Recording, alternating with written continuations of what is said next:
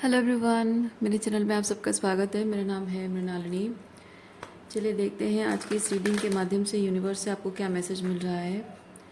ये reading general reading है, तो आपको जितना रेजोनेट करता है उतना ही लीजिए। जो आपको रेजोनेट नहीं करता है उसे जाने दीजिए, हो सकता है वो किसी और के लिए हो।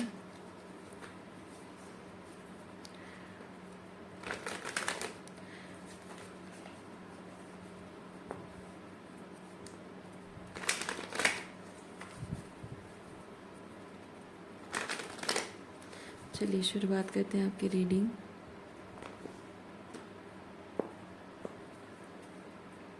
बॉटम ऑफ डेक में है inner voice, high priestess energy, third eye vision.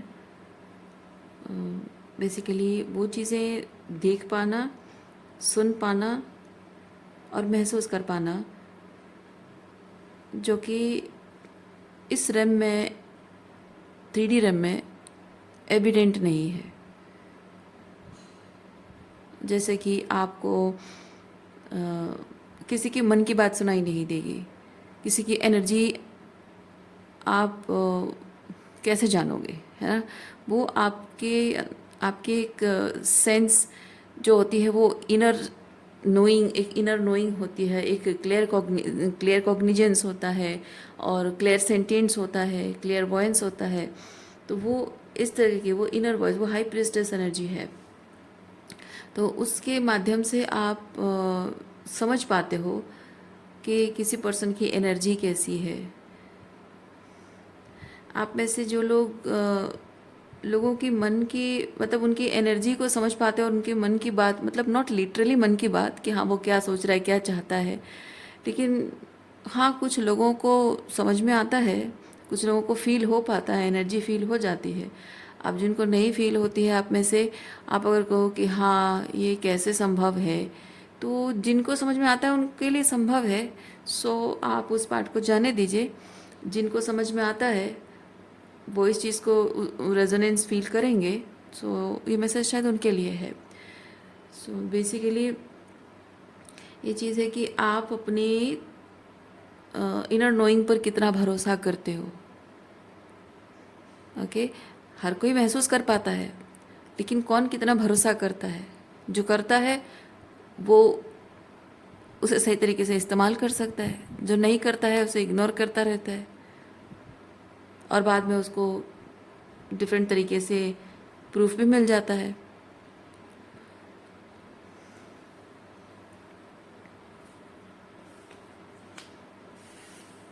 और कुछ लोग होते हैं कि आपकी इस इनर नोइंग का लोग मजाक भी उड़ाते हैं। अगर आप कहो कि हाँ मुझे इंट्यूटिवली फील होता है दिस एंड दैट, तो लोग मजाक भी उड़ाते हैं।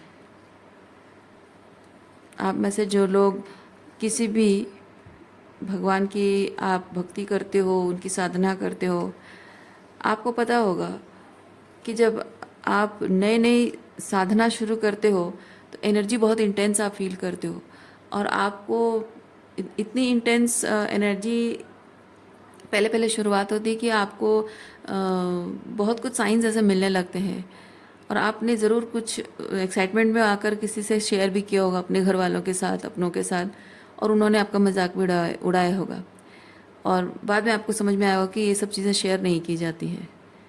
जिन लोगों के साथ ऐसा हुआ है वो ज़रूर कह रहे होंगे कि यस, राइट।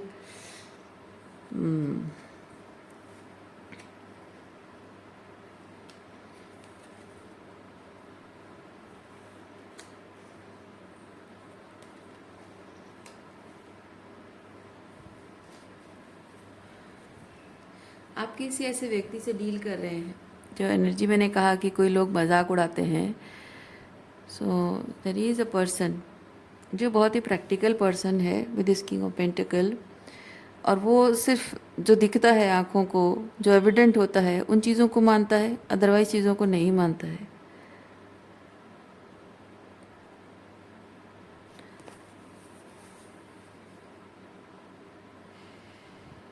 ये पर्सन के साथ अगर आपने अपने ये इंट्यूटिव बातें अगर आपने शेयर की होंगी तो ये आपको पागल समझता होगा।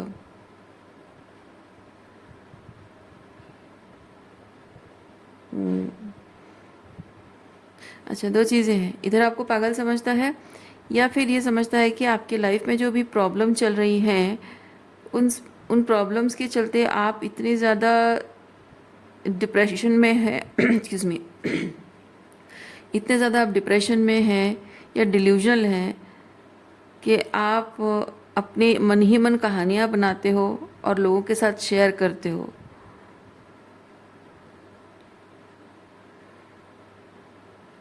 और आप खुद तो उन बातों को मानते ही हो, लोगों को मानने के लिए भी मजबूर करते हो, स्पेसिफिकली इस पर्सन को मानने के लिए आपने मजबूर किया है, ऐसा इसका मानना है।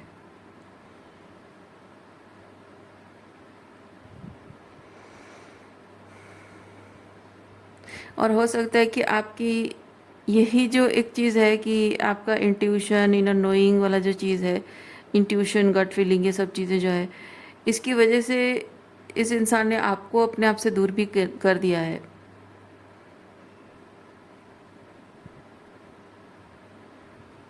हालांकि जो भी आपने कहा है कभी कुछ गलत नहीं कहा है। आपने अगर कहा हो कि मुझे ऐसा सेंस हो रहा है, मुझे ऐसा फीलिंग आ रहा है, मुझे मेरा इंट्यूशन कह रहा है दिस एंड दैट, तो उसको कुछ चीज़ें जैसे उसके बारे में आपने अगर कही हो, उसके बारे में जो कोई बात कही हो, तो वो शायद सच रहा हो, और लेकिन वो एक्सेप्ट नहीं करना चाहता है।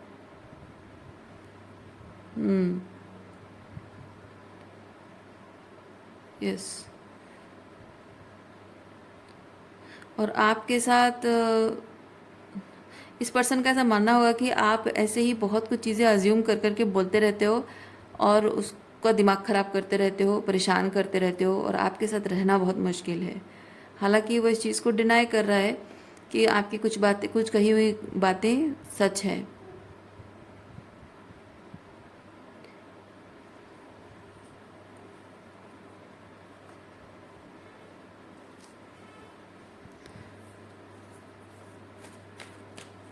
इस पर्सन ने आपको अपने आप से दूर कर तो दिया है, लेकिन वो आपको मिस भी करता है, आपको याद भी करता है, आपके साथ बिताए गए अच्छे समय उसे याद आता है। लेकिन लेकिन किस बुरी तरह से उसने आपकी भावनाओं को ठेस पहुंचाई है, ये सब आपका मजाक उड़ाकर,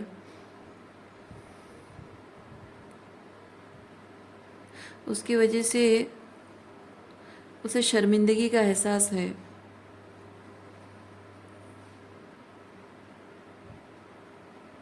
वो जानता है कि आप एक एम्प्रेस हैं, आपके अंदर बहुत सारे स्पिरिचुअल गिफ्ट्स हैं। आप उसको पता है आप शायद चोजन वन है, ख़ास हैं, स्टार सीड हैं या ट्विन फ्लेम हैं, तो इस तरह की चीज़ें हो सकती हैं, आप हो सकते हैं इनमें से कुछ, और उसे ये पता है। और पहले शायद इस चीज़ का आपने कहा भी होगा और उसने मजाक भी उड़ाया होगा, लेकिन अब उसे समझ में आ गया है। आप यहाँ ये इस कार्ड में ये बता रहे, थ्री ऑफ पेंटिकल है, यानी कि आप अपने जीवन को जिस तरह से जी रहे हो, अपने जीवन का लक्ष्य, जिस तरह आपका जो काम है, आपका पर्पस है, आपका जो जिस जिस दिशा में आप जा रहे हो अपनी ज़िंदगी को लेकर, सो उससे इस पर्सन को समझ में आया है कि यस, आपने अपने बारे में जो कहा था, या उसके और आपके बारे में, जैसे कि हम ट्विन फ्लेम्स हैं कहा था, या फिर आपने कहा था कि हम स्टार सीड्स हैं, या फिर उसको खुद ही समझ में ये चीज़ आ रहा है कि हाँ, आप कुछ खास हैं, चोजन वन है, there is something specific you are suppose to do.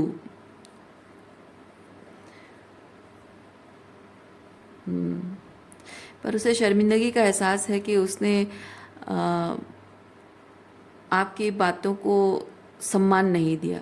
मैं नहीं कह रही हूँ कि आपकी बातों को माना नहीं, वो मान नहीं सकता था, क्योंकि किसी भी इंसान की थर्ड आई क्लोज्ड ऑफ होती है, तो वो कभी भी ऐसी बातों को मानता नहीं है। लेकिन एक चीज़ है, उसको रियलाइज़ ये ज़रूर हो रहा है कि मैं इस बात को भले ही नहीं मानता, लेकिन मुझे उसकी भावनाओं का मान रखना चाहिए था, मतलब भावनाओं का सम्मान करना चाहिए था।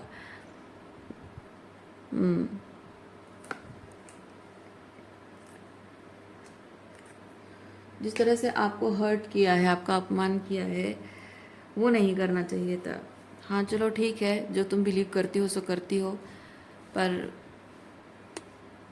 वो अलग बात है कि मैं डिसरेस्पेक्ट ना करूं।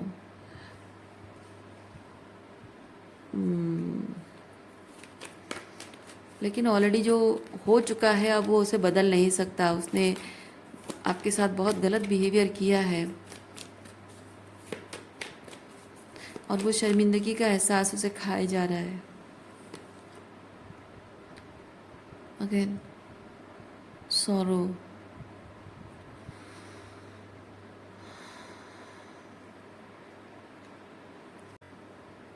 जो आप हैं उसके दो एस्पेक्ट उसको दिख रहा है। एक जो प्यार और रोमांस उसको मिलता है, और एक जो आप चोजन वन है। तो उसको चोजन वन से कोई मतलब नहीं है। उसको आपका प्यार, आपके साथ रोमांटिक लाइफ वो चाहिए थी, वो मिस हो रहा है, वो मिस कर रहा है, and he is very worried about that. हाँ, उसे आप जो चोजन वन है उसका जो अपमान किया है उस बात का बुरा लग रहा है उसे कि ऐसा नहीं करना चाहिए, पर उसके लिए ज़्यादा इम्पोर्टेंट ये है कि आपसे जो मिलता था वो मिलना बंद हो जा रहा है।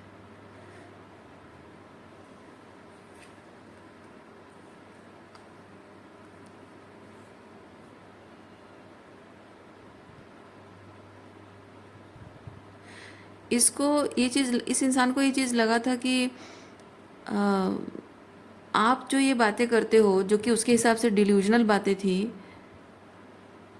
कभी ना कभी आप वो डिल्यूजनल बातें करना बंद कर दोगे और नॉर्मलसी में आ जाओगे। हो सकता है कि आपके जीवन में विद स्ट्रेस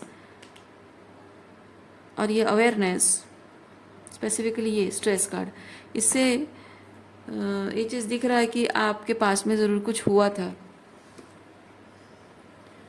और जो कुछ भी आपने अपने पास्ट में एक्सपीरियंस किया है उसकी वजह से जैसे होता है ना, कोई बच्चा अगर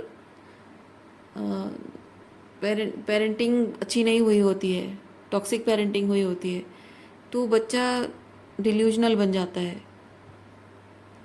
वो ऐसे बहुत ऐसे फैंटेसीज़ में ज़िंदगी बिताता है जो प्रैक्टिकल नहीं है, और ऐसे चक्कर में बहुत सारे बच्चे गलत कदम उठा लेते हैं, अपनी ज़िंदगी बर्बाद कर देते हैं। और वही पेरेंट्स जो टॉक्सिक बिहेव कर रहे होते हैं उन्हीं बच्चों को गाली गलौज करते हैं, डांटते हैं, उनको क्रिटिसाइज़ करते हैं, उनको नकारा, नालायक, निकम्मा कहते हैं। हालांकि वो ये नहीं जानते हैं कि उनके इररिस्पॉन्सिबल होने की वजह से ही उस बच्चे की ऐसी मानसिक स्थिति या भावनात्मक स्थिति है। वो टॉक्सिक पेरेंट्स मानने को तैयार नहीं होते हैं।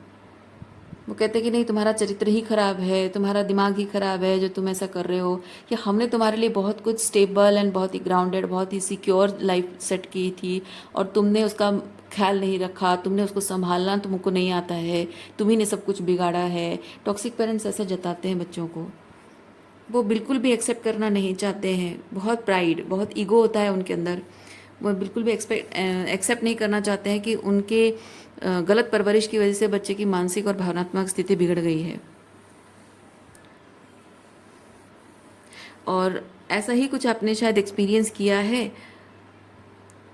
लेकिन धीरे धीरे धीरे धीरे यहाँ से बाहर निकल आओगे। या फिर हो सकता है कि पास्ट में आपका कोई ब्रेकअप हुआ हो।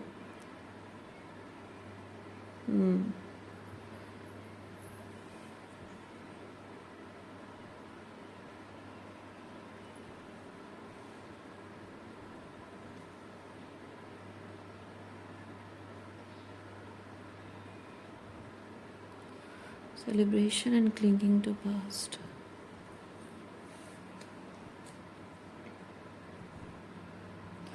ये पर्सन ना वेटिंग एनर्जी में है, कि वेट कर रहा है कि आप कब अपने सारे ये जो डिल्यूजन है सब छोड़ दोगे, नॉर्मलसी में आ जाओगे साधारण बाकी लोगों की तरह, और वो आपके साथ फिर से वैसे ही लाइफ जी सकता है जैसा पहले था, या पहले मतलब रोमांटिक एस्पेक्ट जो भी है, ओके, रोमांस एंड लव वाला जो एस्पेक्ट है वो पार्ट।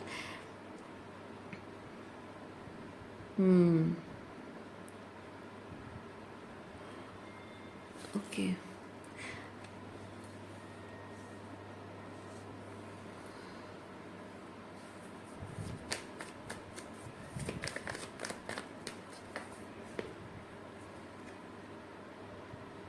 पॉलिटिक्स।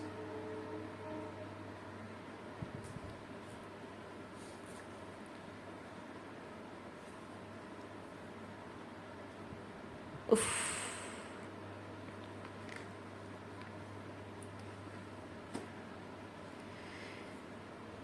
ये इसके हिसाब से ये जो आप बहुत डिल्यूजनल हैं और नॉर्मलसी में आ जाओगे, एक बहुत ही सोवरेन ह्यूमन बीइंग बन जाओगे, ऐसा जो वो चाहता था, तो उसने एक तरीका अपनाया कि क्या करने से ऐसा होगा।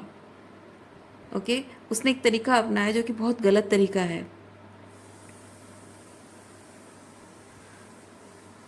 और गलत वो तरीका ये है कि इस पर्सन ने ये सोचा कि अगर मैं अगर इससे मतलब आपसे मैं अगर इससे डिस्टेंट हो जाऊं, बातचीत ना करूं, इमोशनली कोल्ड हो जाऊं और ये दिखाऊं कि मैं उससे प्यार नहीं करता हूं और उसे छोड़ चुका हूं, उसे भूल चुका हूं, उसके बिना मैंने जीना सीख लिया, मैंने मूव ऑन कर लिया है, वो मेरे लिए मैटर नहीं करती है, उसकी फीलिंग्स मैटर नहीं करती है, बेसिकली आपको इमोशनली अबांडन कर देना।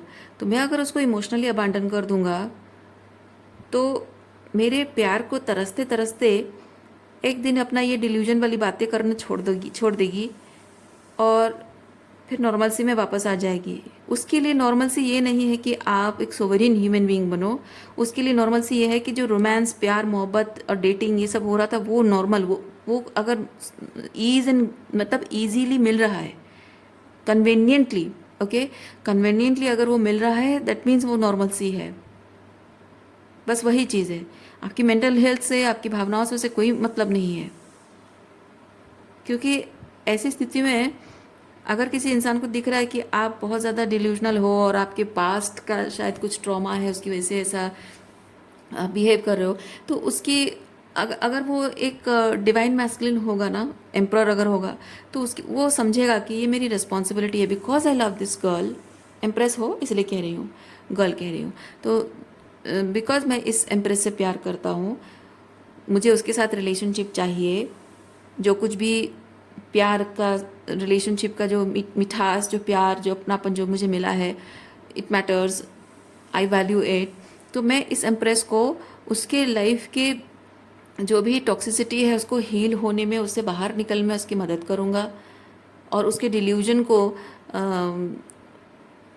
मतलब ठीक करने में, या जो भी इल्यूजन है उस इल्यूजन से सच को देखना, और गलत फहमियाँ हैं बहुत सारी चीज़ों को लेकर जो होती है ना, टॉक्सिक नार्सिसिस्टिक अब्यूजिव रिलेशनशिप में रहने की वजह से, तो बहुत कुछ ऐसी चीज़ें हैं जो कि एक इंसान को डिल्यूजनल बना के रखती है, ट्रॉमाटाइज करके रखती है। तो वो सब चीज़ों से बाहर आने का रास्ता बताना, तो और आपको अपनी सोवेरेनिटी वापस पाने के लिए मदद करना, वो उसकी जिम्मेदारी है। अगर वो ये चीज़ सोचता कि नहीं, मेरी जिम्मेदारी है, मैं उसको हेल्प करूँगा ताकि मेरी एम्प्रेस फिर से अपने जीवन को एक हेल्दी पर्सपेक्टिव से देख सके, फिर से जीवन में खुशियों को पा सके, महसूस कर सके, अपनी सेल्फ पावर को वो पा सके,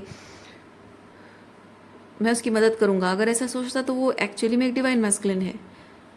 पर उसने ये चुना नहीं, उसने ये चुना कि आपको इमोशनली अबांडन करके वो चुपचाप बैठ के तमाशा देखता रहेगा, वो दिखाने की कोशिश करेगा कि इमोशनली आपसे कोई लेना देना नहीं है,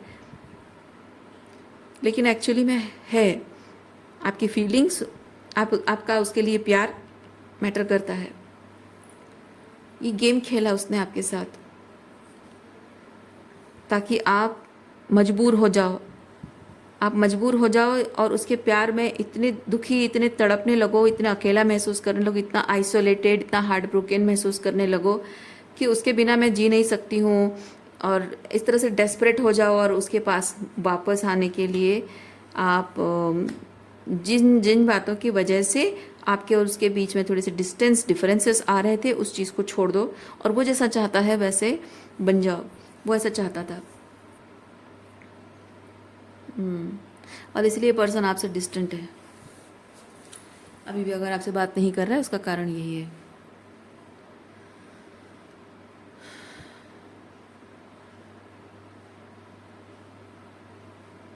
इस पर्सन को ये लगा कि ये जिस तरह से आप you are going through spiritually going through something, ये सिर्फ एक फेज़ है और ये फेज़ एक दिन निकल जाएगा। और ये सच है कि आप स्पिरिचुअल अवेकनिंग के प्रोसेस से जब आप गुजर रहे हो वो एक फ़ेज़ होता है। और ये जो फेज़ बहुत ही ट्रॉमा ड्रिवन है, इमोशनली ओवरवेल्म होते हो, हमेशा पैनिक मोड में रहना, हमेशा मेंटली इमोशनली एकदम बहुत सारा क्योस अंदर चल रहा होता है। ओके, वो जो लहरें उठती हैं ना, हाँ, जब तूफान आता है, जो लहरें उठती हैं, वैसे ही आपकी भावनात्मक और साइकोलॉजिकल वो लहरें उठी हैं और वो एक ना एक दिन शांत हो जाएगी। वो होता है सबके लाइफ में, और वो तो सच बात है।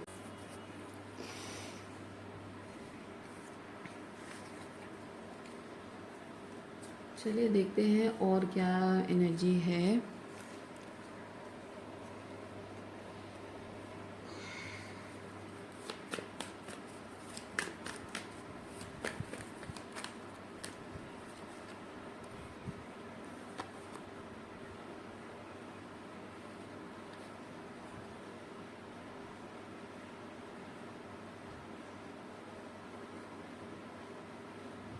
आपकी स्पिरिचुअल अवेकनिंग का जो प्रोसेस है उसमें फाइनली आपने अपने जीवन का पर्पस पा लिया है, परमात्मा से अपने आप को कनेक्ट कर लिया है, अपने हायर सेल्फ से आप कनेक्टेड हो गए हैं।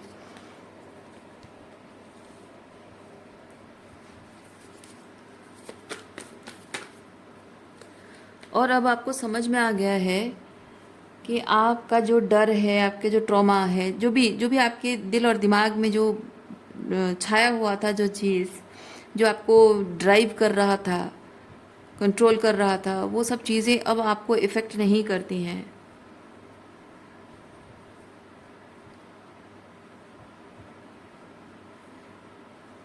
और साथ ही साथ ये जो स्पिरिचुअल अवेकनिंग का प्रोसेस, जिसमें आपके पास्ट ट्रॉमा और इस पर्सन का ये बिहेवियर जो भी था, वो भले ही पेनफुल था लेकिन आपके हाईएस्ट गुड के लिए था, ये आप समझ चुके हैं।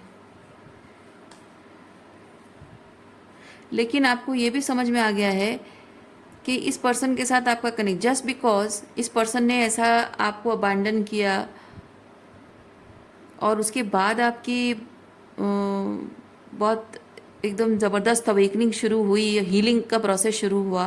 अवेकनिंग तो आपकी हो चुकी थी, लेकिन इस पर्सन के जो अबांडन किया आपको, उसके बाद आपकी हीलिंग शुरू हुई है। तो जस्ट बिकॉज इस पर्सन की वजह से मेरी हीलिंग शुरू हुई है, इसका मतलब ये नहीं है कि ये मेरा कोई सोलमेट है या फिर ट्विन फ्लेम है या क्या है। बट आप ये चीज़ एक्सेप्ट कर रहे हो कि नहीं, ये ट्रू लवर्स कनेक्शन नहीं है, ये एक कार्मिक कनेक्शन है। हाँ, और इसीलिए जैसे आपकी हीलिंग होती जा रही है, धीरे धीरे आप महसूस कर रहे हो कि आप इस पर्सन को धीरे धीरे लेट गो कर रहे हो, इमोशनली रिलीज कर रहे हो। चलिए देखते हैं और क्या मैसेज है। ये पार्ट अभी थोड़ा सा मैंने एडिटिंग किया, सिर्फ इतना ही कि मैंने कार्ड्स को थोड़ा अरेंज करके रखा ताकि मुझे थोड़ी सी जगह मिल जाए कार्ड स्प्रेड करने के लिए, ताकि आपको दिख सके कार्ड्स। अदरवाइज़ कुछ चेंजेस नहीं किए हैं।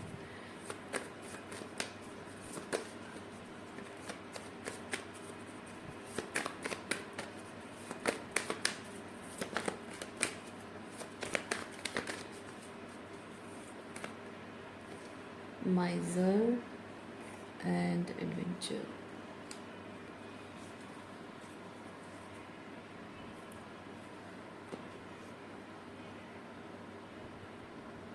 माइजर एंड एडवेंचर के साथ मैं चीज़ फील कर रही हूँ, आपके साथ ये जो डिस्टेंस का टाइम था, नो कांटेक्ट का टाइम था, मतलब सेपरेशन पीरियड जो था, इसमें आप बहुत बहुत तकलीफ़ में साइकोलॉजिकली, इमोशनली, मतलब एक प्रोफाउंड हीलिंग हो रही थी और बहुत डिफ़िकल्ट एंड चैलेंजिंग टाइम से आप गुज़र रहे थे। और उस वक्त आपके पास कोई अपना नहीं था, कोई साथ देने वाला, कोई आपको हौसला देने वाला, कोई आपके आंसू पोंछने वाला, आपको हिम्मत देने वाला कोई नहीं था। और उस वक्त आप बहुत अकेले थे। लेकिन उस वक्त ये इंसान जो है वो अपने लाइफ को एंजॉय कर रहा था। एडवेंचर कार्ड मुझे वो चीज़ बता रहा है।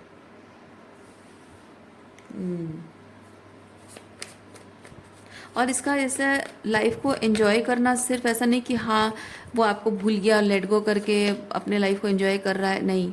वो अपनी लाइफ को जो एंजॉय कर रहा था वो विद दिस माइजर वो दिखाने की कोशिश कर रहा था कि देखो मेरी मेरी लाइफ कितनी अच्छी चल रही है, मैं कितना एंजॉय कर रहा हूँ, मैं इधर घूमने जा रहा हूँ, मैं ये कर रहा हूँ, वो कर रहा हूँ, मेरी लाइफ में कितना कुछ अच्छा चल रहा है।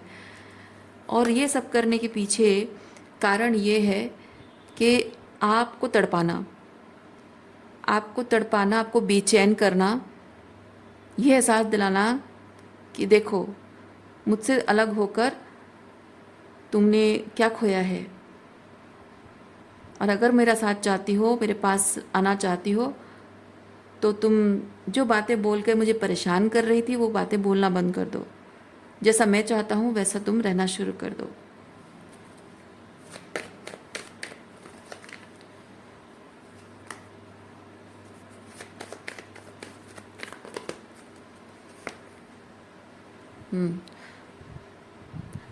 आपके इधर आप उसे छोड़कर चले गए हो, या फिर क्योंकि एक इंसान की जब स्पिरिचुअल अवेकनिंग शुरू होती है ना, उसको हर जगह रेड फ्लैग दिखाई देता है। और ये जो अब मैंने कहा कि इंट्यूशन की बात स्टार्टिंग में आपको बताई थी, ये हो सकता है कि आप उसे कहते होगे कि मुझे बहुत रेड फ्लैग दिखाई देता है बिकॉज आप ऐसा करते हो वैसा करते हो। और मतलब आप लिटरली अगर नहीं भी कहते होगे कि मेरा इंट्यूशन कहता है दिस एंड दैट, फिर भी आप उस पर्सन को बार बार उसकी रेड फ्लैग पॉइंट आउट करते होगे, उसको कॉल आउट करते होगे। और वो जो भी कर रहा है, गलतियां कर रहा है, रिलेशनशिप के अगेंस्ट जो भी कर रहा है, उसके लिए अकाउंटेबिलिटी भी मांगते होगे। तो जो एक स्पिरिचुअली अवेकिन पर्सन होता है वो ये सब चीज़ें देख पाता है। कोई कोई ये मीठी मीठी बातों के पीछे क्या इरादे हैं, ये ओके दिखाता कुछ है और करता इंटेंशन होता कुछ है, कहता कुछ है और उसके पीछे मतलब कुछ और होता है। लोग जैसे केयर एंड कंसर्न जताते हैं, लेकिन तभी जताते हैं जब उनको कुछ ज़रूरत होती है। तो ऐसी बहुत सारी चीज़ें होती हैं स्पिरिचुअली अवेकन होने के बाद, आपकी थर्ड आई ओपन होने के बाद। तो ज़रूर आपने उसको कॉल आउट किया होगा, इसलिए उसको अकाउंटेबिलिटी नहीं लेनी होती, इसलिए आपको छोड़ दिया है। इधर उसने आपको छोड़ दिया है या फिर आप उसे छोड़ने पर मजबूर हो गए हो। तो ये बेसिकली वही चीज़ है, गिल्टी, आपको गिल्टी फील कराना कि तुम रिग्रेट करोगी, मुझे छोड़कर चली गई हो, तुम ज़िंदगी भर पछताओगी।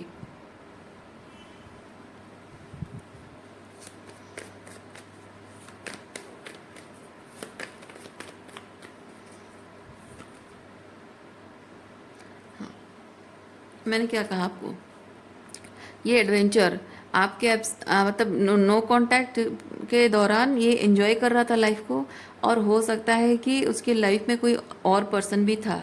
मतलब इधर आपको ये जताना कि मैं तुमसे अभी भी प्यार करता हूँ, लेकिन देखो तुम मुझे छोड़कर गई हो और तुम रिग्रेट करोगी, क्योंकि तुम्हारे बिना भी मैंने, मतलब क्या होता है ना, एक स्पिरिचुअली अवेकिन पर्सन मतलब एक रिलेशनशिप में एक कपल जब होते हैं, लड़ाई झगड़ा होता है, ब्रेकअप होता है, आप देखना दोनों की अलग अलग हीलिंग शुरू होगी, अलग अलग चीज़ें होती हैं।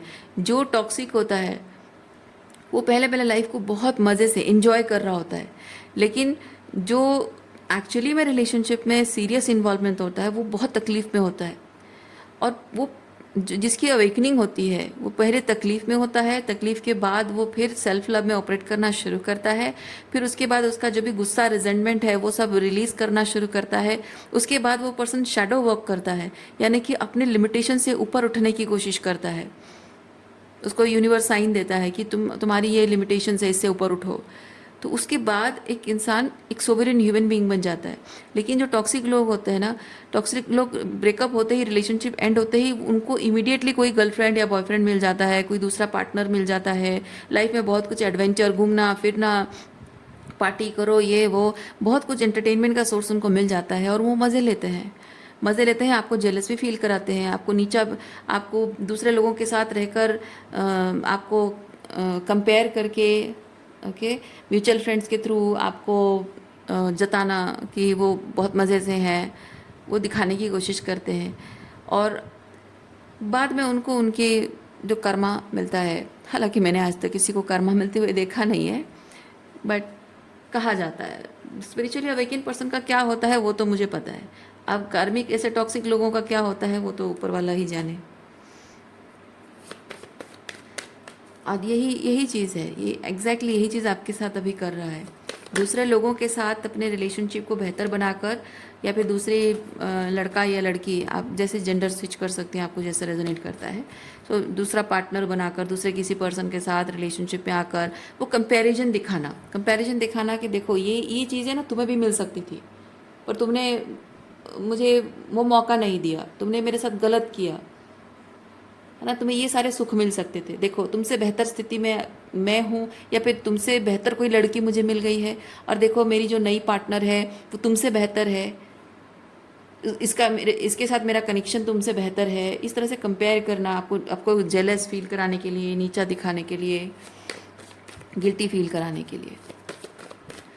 एंड द होल टाइम आप बस पर्जिंग में लगे हुए थे।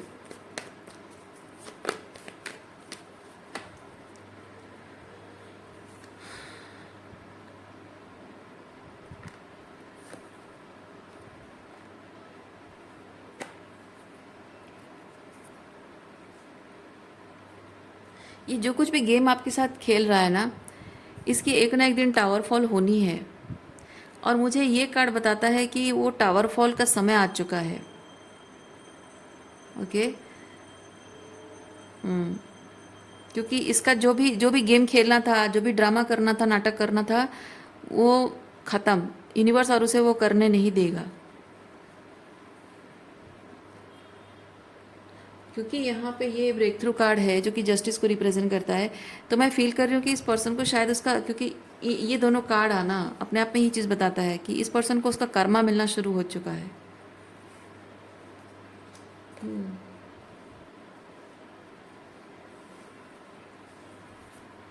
ओरेकल कार्ड देखते हैं आपके लिए क्या है।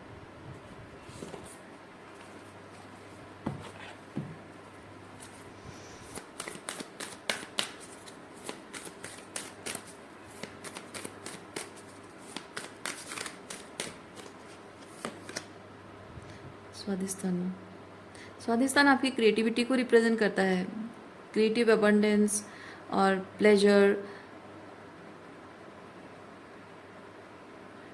Expression of divine feminine. Yes, ये बर्थिंग है, क्रिएशन है। किस चीज़ की बर्थिंग हो रही है?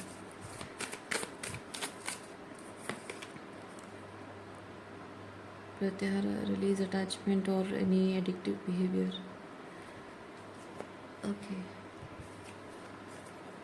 आपको यूनिवर्स ये चीज़ बता रहा है कि आप इस वक्त इस पर्सन से जो भी थोड़ा बहुत अटैचमेंट आपका है वो रिलीज़ कर दीजिए, जाने दीजिए उसको, और आप अपनी क्रिएटिविटी पर ध्यान दीजिए, क्योंकि आपकी क्रिएटिविटी जो है आपको हीलिंग करवाएगी, हीलिंग में हेल्प करेगी आपकी क्रिएटिविटी। क्योंकि जब हम अपनी क्रिएटिविटी का इस्तेमाल करते हैं वो हमें हमारे ऑथेंटिक सेल्फ में लेकर आता है, और हमें हमारे आत्मा से परिचय करवाता है, यानी कि हमारे लाइफ पर्पस से परिचय कराता है, और हम किस चीज़ के वर्दी हैं, हम किस चीज़ के डिज़र्विंग हैं, और हमारी यूनिकनेस क्या है, हमारी वर्थ क्या है, हमें वो दिखाता है हमारी क्रिएटिविटी। और ये जो लोग, दुनिया भर के लोग होते हैं ना, हमारी वर्थ साबित करने में लगे हुए होते हैं कि पैसों से और बहुत सारी चीज़ें हैं कि तुम मेरे लिए ये करोगी तो तुम्हारी कोई वैल्यू है, तुम वो नहीं करोगी तो तुम्हारी कोई वैल्यू नहीं है, तुम पैसा नहीं कमाते तो तुम्हारी कोई वर्थ नहीं है, तुम अच्छी बीवी नहीं बन रही तो तुम्हारी कोई वर्थ नहीं है, तुम बच्चा पैदा नहीं कर सकती तो तुम एक औरत नहीं हो। ये सब चीज़ें जो बोलते हैं ना, ये बोल बोल के हमारी वर्थ डिसाइड करते हैं लोग। नहीं, उससे आपकी वर्थ नहीं है।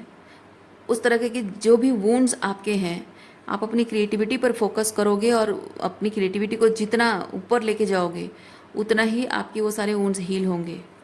आप अपनी पावर क्लेम करोगे।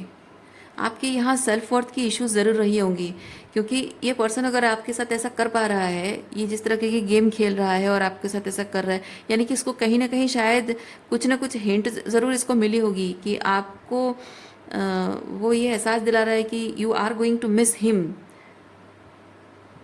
और या फिर आप उसके बिना आप कुछ नहीं हो। अगर किसी इंसान को ये आइडिया है तो वो ज़रूर ऐसे ही बिहेव करेगा। तो किसी ना किसी तरीके से, बहुत बड़े आकार में ना सही, छोटी तरीके से, किसी तरह से कुछ हिंट उसको तो ज़रूर मिली होगी।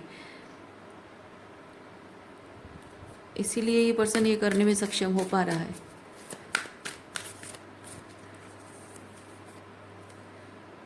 लक्ष्मी, हाँ Lakshmi abundance, abundance and structure को रिप्रेजेंट करता है। आप अपने अंदर की वो अबंडेंट एनर्जी में आना तभी शुरू करेंगे जब आप अपने आप को आप अबंडेंट देखेंगे। मतलब आपके घर में लक्ष्मी तभी आती है जब आप लक्ष्मी का सम्मान करने लगते हो, कहते हैं ना। वैसे ही आपके अंदर जो लक्ष्मी की एनर्जी है, लक्ष्मी की ऊर्जा है, उसे आप समझो। सिर्फ आपको पैसा मिलेगा, स्टेबिलिटी मिलेगी, या आपको जो भी आपकी मटेरियल लाइफ को लेकर जो भी सुख है वो सब मिलेगा, तभी आप समझोगे कि आप अबंडेंट हो। ये एक गलतफहमी है। आप अपने आप में अपनी अबंडेंस को समझो। वो स्पिरिचुअल अबंडेंस ही आपकी एक अबंडेंस है जो आपको ज़ीरो से हीरो बना सकती है। जितना ज़्यादा आप, क्योंकि माता लक्ष्मी की एनर्जी बताती है, आप जितना ज़्यादा ग्रैटिट्यूड की एनर्जी में रहोगे उतना ही आपको उनकी कृपा मिलेगी। माता धूमावती और माँ काली, अरे बाप रे। माता धूमावती बेसिकली आपको शैडो वर्क करने के लिए कहती हैं। रिलीज रिजेंटमेंट, क्योंकि इस पर्सन के प्रति जो भी आपके मन में रिजेंटमेंट है, गुस्सा है, नफरत करते हो, या उसको सज़ा मिले, ये वो जो भी सोचते हो, वो रिलीज़ करना बहुत ज़रूरी है। और अपने आप को विक्टिमाइज भी जो इंसान करता है ना, क्योंकि ये जो कुछ भी एक्सपीरियंस होता है, आप विक्टिम रहे हो नो डाउट, लेकिन खुद को विक्टिमाइज करते रहने से ज़िंदगी आसान नहीं बनती है, बल्कि ज़िंदगी और मुश्किल बन जाती है।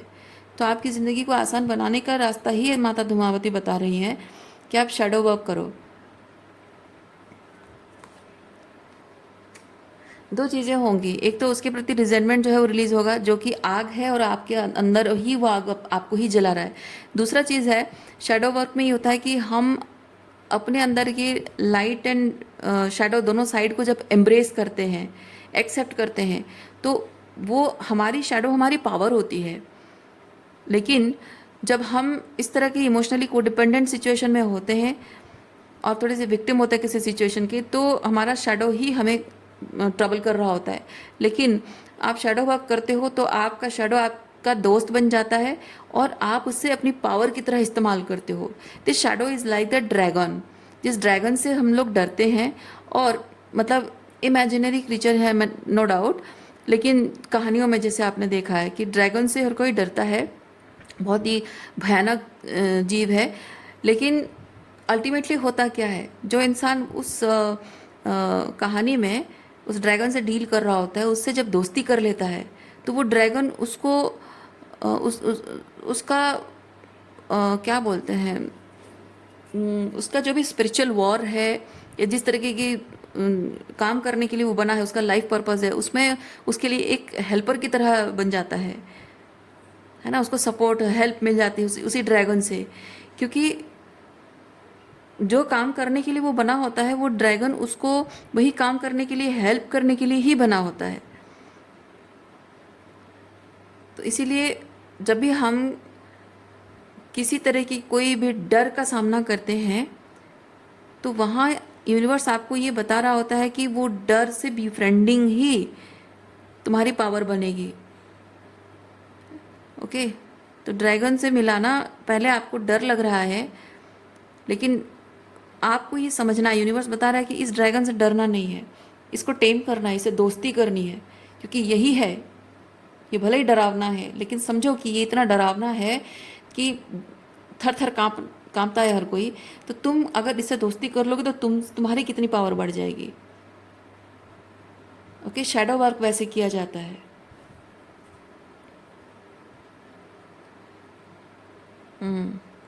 और ये रही जो बात, बहुत कुछ बातों को लेकर जो आप इल्यूजन में जीते रहे हो, डिल्यूजनल रहे हो, वो सबको निकाल फेंकना, अपने अंदर की डार्क फेमिनिन एनर्जी को एम्ब्रेस करना।